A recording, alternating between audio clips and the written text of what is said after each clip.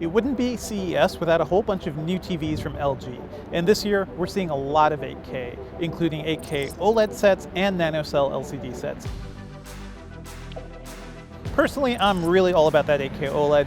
It looks glorious, as you'd expect. I haven't been super impressed with 8K TVs so far, mainly because they've all been LCD. We haven't really seen production 8K OLED, but this TV looks fantastic. We've been looking at the 77-inch here. Colors are bright, it's really sharp. You can tell that there's just a lot of detail in the image. Looking really up close to it, I can make out like individual blades of grass and just things that maybe on a typical 4K set you wouldn't. I'm still skeptical about the value of an 8K set for a typical user. Maybe from your couch, you really won't see that difference between 8K and 4K.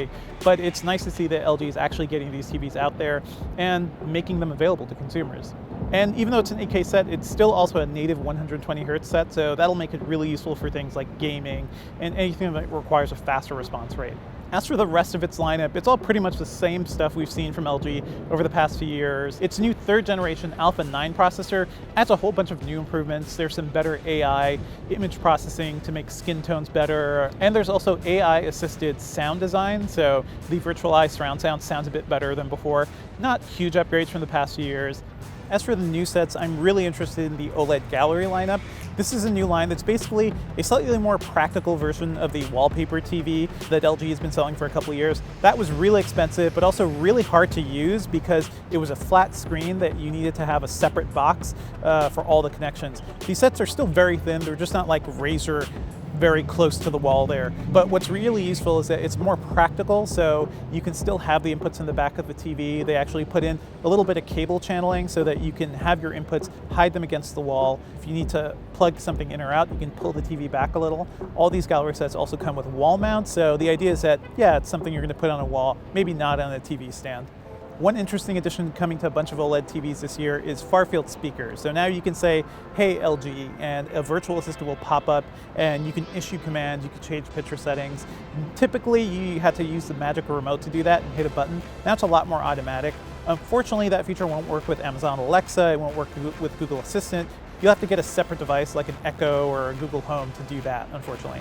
We also saw a couple new features demoed. Filmmaker mode is something that you can just turn on. It'll take off motion smoothing. Basically make it something that actual filmmakers and directors would like to see rather than the ugly motion smooth video you typically see on a TV. We also saw a nice demo of Nvidia's G-Sync technology, which matches the frame rate of the game with the refresh rate of the TV. That's really useful on these sets because they're now natively 120 Hz. Nvidia added these to a bunch of TVs late last year. Now it's shipping with the 2019 OLEDs, and it just looks really great. We saw F1 racing being demoed, and I sat right in front of that screen. It just looked so smooth, so clear. There were no motion artifacts or any of those weird things you'd get with bad monitors and really fast performance gameplay.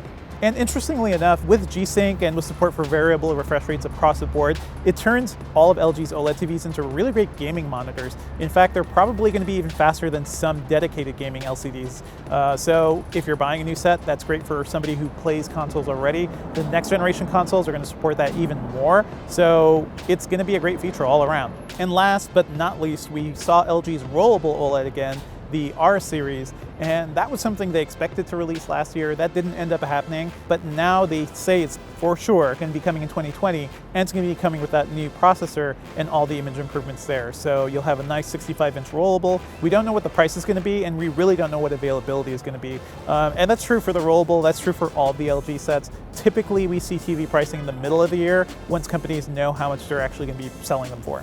So all in all, it's a really nice run for LG this year. Compared to last year, where we just saw the rollable, I think the push to 8K is interesting. 8K overall is still not there, but I think we're getting there, and the content is going to be there. Right now, all you can do with that 8K set is play YouTube 8K videos, and to me, that's not super interesting.